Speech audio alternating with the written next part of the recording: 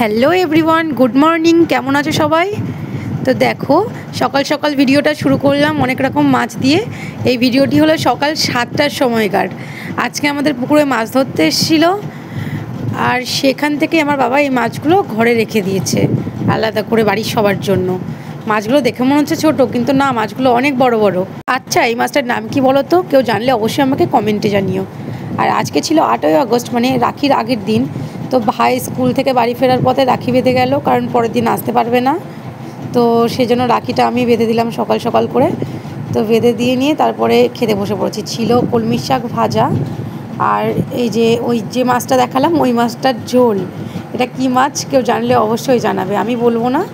আর একটা প্রশ্ন আছে আমার তোমাদের কাছে, আমি প্রথমেই রকম মাছ দেখালাম আর কি মাছ দেখালাম অবশ্যই আমাকে কমেন্টে জানিও। তো মাছটা এত দুর্দান্ত রান্না হয়েছিল, বাবা পোস্ত দিয়ে রান্না করেছিল। তো খেতে খেতে ভিডিওটি এখানেই শেষ করলাম। বাই।